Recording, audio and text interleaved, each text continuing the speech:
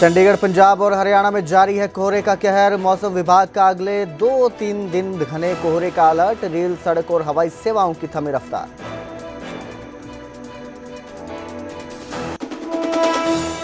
के प्रायोजक पतंजलि गाय का घी, मां का भरोसा, प्यार से परोसा।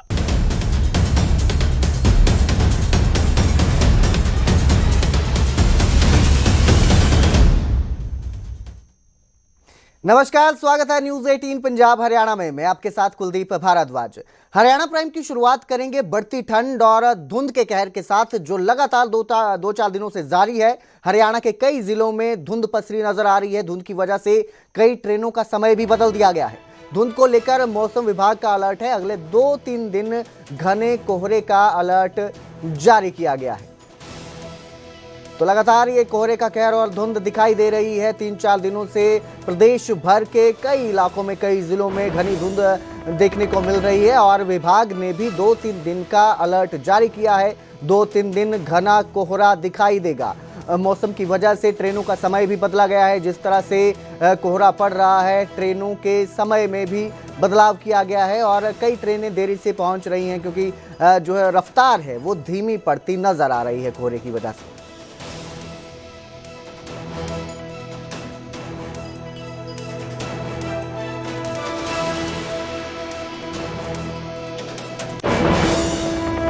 हरियाणा के कई शहरों और गांवों में धुंध की वजह से जनजीवन ठप हो गया है। व्यवस्थाएं चरमराने लगी हैं और हादसों की संख्या लगातार बढ़ रही है। फरीदाबाद और करनाल में भी धुंध से यही हाल देखने को मिला। फरीदाबाद में धुंध बढ़ने से तापमान में भारी गिरावट देखने को मिल रही है। यहां तापमान 9 डिग्री से भी नीचे पहुंच गया है। धुंध के चलते विजिबिलिटी 5 मीटर तक रह गई है। उधर करनाल में भी यही हाल है। 2 तस्वीरें आपकी स्क्रीन पर हैं, आपको नजर आ रही हैं। फरीदाबाद और करनाल की ये तस्वीरें हैं, जहां धुंध की वजह से रफ्तार धीमी पड़ चुकी है। कोहरे के चलते सड़कों पर वाहन धीमी गति से चल रहे हैं और लोगों को भारी परेशानी का सामना करना पड़ रहा है। अगर आप कहीं जा रहे हैं तो धुंध की वजह से आपकी रफ्तार धीमी पड़ जाएगी, आपके वाहनों की रफ्तार, और इसलिए कुछ समय पहले भी निकलना पड़ रहा है लोगों को। तो परेशानी बढ़ती नजर आ रही है।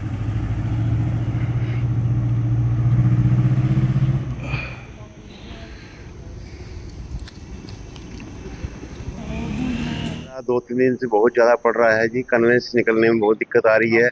आगे धुंध बहुत पड़ रही है। बच्चों को, बड़ों को, बुजुर्गों को बहुत सामना करना पड़ रहा है। धुंध का बहुत ज़्यादा परेशानी हो रही है। ये धुंध 2-3 दिन से देखने को मिल रही है। ट्रैफिक में भी अवरुद्ध हो रहा है। तरह से बचाव कर रहे हैं ठंड से। साइड में फुटपाथ चल के आराम चल रहे हैं। सब अपना बचाव कर रहे हैं, चाहे जानवर हो, चाहे इंसान हो, चाहे कोई भी हो। वाहन चालकों के लिए भी दिक्कत है। वाहन चालकों को भी दिक्कत बहुत ज्यादा हो रही है। आराम चलाना पड़ रहा है। स्पीड धीरे हो रही है बहुत ज्यादा लोगों की। ये बहुत ज्यादा धुंध पड़ रही है। 3 दिन से बहुत ज्यादा धुंध पड़ रही है। कोहरा बहुत ज्यादा पड़ा हुआ है और इसमें अपनी लाइट बत्ती का प्रयोग करें और सावधानी रखें। गाड़ी को बड़े आराम से और डिपर दे के चलाएं। और अब जिक्र करेंगे गुरुग्राम के भोंडसी का, जहां स्कूल में लाठी डंडे चलते नजर आए। छात्रों के परिजनों ने टीचर्स और संचालक को पीट दिया। मारपीट का वीडियो भी सामने आया है। फीस मांगने पर मारपीट करने के आरोप लगे हैं। दोनों पक्षों ने पुलिस को शिकायत दे दी है। तो गुरुग्राम के भोंडसी का वीडियो भी सामने आया है मारपीट का, जहां पर फीस मांगने को लेकर छात्रों के परिजनों ने टीचर्स और संचालक को पीट दिया, मारपीट की है। और ये सिर्फ फीस मांगने को लेकर हुआ है या नहीं, इसको लेकर पुलिस जांच करेगी। दोनों पक्षों ने पुलिस में शिकायत दी है, जिसके बाद ही पता चलेगा कि ये पूरी वारदात की असली वजह क्या है। रोहतक में गैंगवार हुई और इस गैंग वॉर में कई राउंड फायरिंग की गई। हिमांशु भाऊ और सनी रिटोली गैंग के बीच ये गैंगवार हुई है। गैंग वॉर में एक की मौत हो गई है, 2 लोग घायल हैं जिनका इलाज चल रहा है। वारदात के बाद पुलिस मौके पर पहुंची और स्थिति को संभालने में जुटी। तो ये गैंग वॉर की घटना रोहतक में सामने आई है। 2 गैंग आपस में भिड़ गई। हिमांशु भाऊ और सनी रिटोली गैंग ये आपस में भिड़े। इस दौरान कई राउंड फायरिंग की गई, गोलियां चलाई गई, जिसमें एक की मौत हो गई है। हालांकि किस गैंग के ये शख्स है जिसकी मौत हुई है, ये अभी साफ नहीं हो पाया है। 2 लोग घायल हैं जिनका इलाज करवाया जा रहा है, इलाज चल रहा है अस्पताल में और पुलिस पूरे मामले की जांच में जुटी हुई है। आपस में हिमांशु भाऊ गैंग और सनी रिटोली गैंग के बीच में आपस में क्रॉस फायर हुआ है। क्रॉस फायर होने के बाद एक गैंग का सदस्य पीजीआई में एडमिट है और दूसरे के 2 गोलियां लगी हैं, उनका सदस्य यहाँ ऑस्कर हॉस्पिटल में आके एडमिट हुए थे, जिसमें से एक ब्रॉड डेड हो चुका है और दूसरे का ऑपरेशन चल रहा है। सर कितने राउंड हैं, कुछ क्या मामला है? देखिए, अभी एक जो हम लोग को पता चला मृतक है, उसको एक ही राउंड लगा है। पुलिस की तरफ से क्या कार्रवाई की जा रही है? अभी पुलिस हम लोगों को पता चला कि वहाँ 5 लोगों ने इस वारदात को क्रॉस फायरिंग में वो इन्वॉल्व थे और हम लोग उसकी सीसीटीवी वेरीफाई कर रहे हैं। हम लोग उनके साइबर सेल की टीम्स भी यही हैं, CIAs भी यही हैं। हम उनके फ़ोन नंबर से निकलवा के कौन कौन उनको पीछे से सपोर्ट कर रहा था, आगे से सपोर्ट कर रहा था, उन सबको देख रहे हैं और टोल्स में हम लोग अपनी टीम्स लगाकर उन गाड़ी की और उनको वेरीफाई कर रहे हैं। जिक्र यमुनानगर का करेंगे। यमुनानगर में दहेज के लिए एक महिला की हत्या करने के आरोप लगे हैं और ये आरोप ससुराल पक्ष के लोगों पर लगे हैं। आरोप है कि उन्होंने महिला को जहर देकर मौत के घाट उतार दिया। महिला के परिजनों की शिकायत पर पुलिस ने जांच शुरू की है। तो ये जो है एक महिला की मौत हुई है और आरोप ससुराल पक्ष पर लगे हैं। आरोप है कि पहले जो है दहेज की मांग की गई थी और जब वो पूरी नहीं हुई तो ससुराल पक्ष के लोगों ने महिला को जहर देकर मौत के घाट उतार दिया है। महिला के परिजनों की शिकायत पर पुलिस ने मामला दर्ज कर इस पूरे केस की जो जांच है वो शुरू कर दी है। कोत्रखाना शादी कर रखी थी जी हमने इसने तंग करा दे जी। इसका घर वाला, सास ससुर, इसका एक जेठ है जी, वो भी मारा छेता दे जी। उसने कहा थे हम नहीं तंदे रखते हैं, कहीं और शादी कराएंगे थे जी। और थाने थारे घर क्या ने क्या दिया, मारते बार बार तंग कराते जी। मार छेत का भेजा थे हमने, पहला भी इसकी रणजीतपुर चौंकी में एक बार शिकायत करी थी जी। जब रिश्तेदार इकट्ठे चल मारने भेज दी जी। बार बार का यही था जी। सवेरो मेरी बहन का फोन है, अभी मार दी अम्मी, तो यूँ कहा मैं मार दी जी, बस इतना कहा जी उनने। बस गेल पड़ी ने फोन कोस लिया, मन ने कहीं फोन करे, हम घर आते भाग गए जी, भी मन ने मार रहे ने। हम पूरी हॉस्पिटल में गए, उन्हें जवाब दिया जी। वहाँ ते ने डॉक्टरा ने इनते कहा भी दिया भी और कहीं लेकर चले जो, लेकर नहीं गए, वहीं तक वहीं रख रखी थी। मैं गया जी, फिर मन ने मेरी गेल भी वहाँ झगड़ा लग गया जी का। मैं ले आया जी, फिर उन्हें हॉस्पिटल में यहाँ से। अभी डॉक्टरों ने क्या बोला? डॉक्टर यहाँ लेकर आए जी, डॉक्टर ने डेड डिक्लेयर करके जी। तो क्या नाम है आपकी दवाई का? उसका जुल्फान है जी, कोत्रखाने का रहने वाला जी। कितने साल पहले शादी हुई थी? शायद 2016 में हुई थी। बच्चे कितने हैं? 2, एक लड़का है एक लड़की जी। क्या डिमांड थी उनकी? दहेज वस्ता तंग कराते जी, कभी कहीं वस्ता जी, कभी कहीं वस्ता। तो लड़की को तंग करते थे? लड़की ने तंग कराते जी, मारा चेता दे जी। इसका डेथ हुई है। ये हमारे पास बजरिया टेलीफोन कंट्रोल रूम से सूचना प्राप्त हुई थी कि समीना नाम की एक लेडी है जिसकी कोत्तरखाना गांव में शादी हो रखी है। जुल्फान जिसके पति का नाम है, जिसको जहर खुरानी में अपना दाखिल यहाँ पे थी अपना शर्मा हॉस्पिटल में, और उसकी डेथ हो गई है। और जो जिसका भी आगामी पोस्टमार्टम करा करके जो कार्रवाई होगी वो अमल में लाई जाएगी। परिवार ने क्या आरोप लगाया? परिवार वाले उसके पति पे और अपना उसके ससुर पे आरोप लगा रहे हैं लड़की के। तो जो भी कार्रवाई बनती है वो जायज़ कार्रवाई की जाएगी। अभी तक इसके बारे में कुछ नहीं कहा जा सकता, जो इन्वेस्टिगेशन करके फिर ही पोस्टमार्टम कराया जाएगा। हाँ, पोस्टमार्टम करा करके आगामी कार्रवाई। अब बात हरियाणा विधानसभा के शीतकालीन सत्र की। हरियाणा विधानसभा का शीतकालीन सत्र जारी है। सोमवार को फिर से सदन की कार्यवाही शुरू होगी। वहीं कल हुई सत्र की कार्यवाही खूब हंगामेदार रही। कांग्रेस सरकार के खिलाफ अविश्वास प्रस्ताव लाई तो सदन में खूब हंगामा हो गया। यह हंगामा इतना बढ़ गया कि अविश्वास प्रस्ताव लाने वाली कांग्रेस ही वोटिंग से पहले वॉकआउट कर गई। ये रिपोर्ट देखिए। ये सरकार अपने हित को सुरक्षित रखने में विफल है। चोरी का शोर बेकार है, जनता के हक बरकरार है। हार का रोना बंद करो, लोकतंत्र का मान करो। इनकी तो छली तो हो गई है, एमएलए इनको मिल गया, वोटिंग गिरा लो, छुट्टी करो और क्या। हरियाणा विधानसभा के शीतकालीन सत्र के दूसरे दिन खूब हंगामा बरपा। विपक्ष के अविश्वास को सीएम नायब सैनी ने विश्वास में लाने के लिए जब सदन में अपना भाषण शुरू किया तो विपक्ष विधानसभा से ही निकल लिया।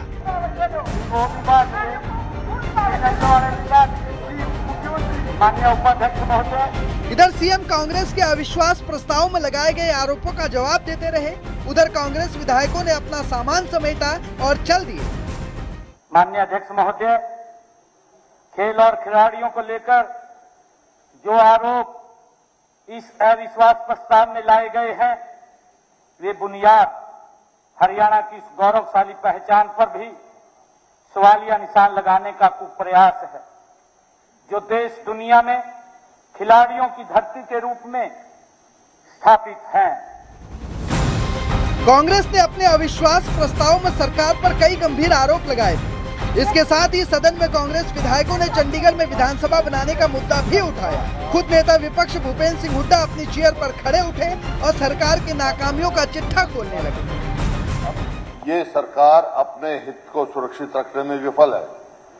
एक स्पीकर आते हैं कि हम जगह देंगे, अब कोई कहता है यह जगह खरीद नहीं सकते। अरे चंडीगढ़ का स्टेटस क्या है? राजधानी हरियाणा की है कि नहीं है? ये तो जवाब दो। गृह मंत्री ये जवाब दे। अगर हरियाणा की राजधानी है तो हमारे को कैसे वंचित कर सकते हैं? लेकिन इन आरोपों और अविश्वास प्रस्ताव पर अपनी बात रखने के बाद कांग्रेस विधायकों ने जवाब सुनना भी जरूरी नहीं समझा। पहले तो वो सीएम के बयान पर खूब हंगामा करते रहे। इसके बाद जब हंगामे से बात नहीं बनी तो अविश्वास प्रस्ताव पर वोटिंग से पहले ही विपक्ष वॉकआउट कर गया। वहीं विपक्ष के वॉकआउट के बाद सीएम नायब सैनी ने विपक्ष के अविश्वास प्रस्ताव को आधारहीन तक बता दिया। उन्होंने विपक्ष की खाली पड़ी कुर्सियों की ओर इशारा करते हुए कहा कि 2019 में ये सभी साफ हो जाएंगे। 2024 में 22 फरवरी को ये अविश्वास प्रस्ताव लेकर के आए थे। माननीय अध्यक्ष महोदय वॉकआउट करके चले गए थे। आरोप लगाना तो बड़ा सस्ता है, कोई जोर नहीं लगता। हरियाणा प्रदेश की जनता देख रही है, आज एक एक सीट विपक्ष की खाली है। माननीय अध्यक्ष महोदय 2029 के चुनाव में एक भी दिखाई नहीं देगा, सारे के सारे साफ होंगे। ये छोड़ करके चले गए। ये प्रदेश के लोगों के हित की रक्षा नहीं कर रहे, ये प्रदेश के लोगों के हितों के साथ खिलवाड़ कर रहे हैं। सदन में सीएम के भाषण के बाद अविश्वास प्रस्ताव पर वोटिंग हुई तो ध्वनिमत से अविश्वास प्रस्ताव गिर गया, जिससे एक बार फिर कांग्रेस बीजेपी के निशाने पर आ गई। और ये सवाल हुआ कि जब कांग्रेस को अपने ही अविश्वास प्रस्ताव पर विश्वास नहीं है तो फिर बार बार अविश्वास प्रस्ताव लाकर क्या साबित करने की कोशिश होती है। बहरहाल सोमवार को सदन की कार्यवाही फिर से शुरू होने वाली है और फिर से सदन में हंगामे के आसार जताए जा रहे हैं। Bureau report, news 18 Punjab Haryana.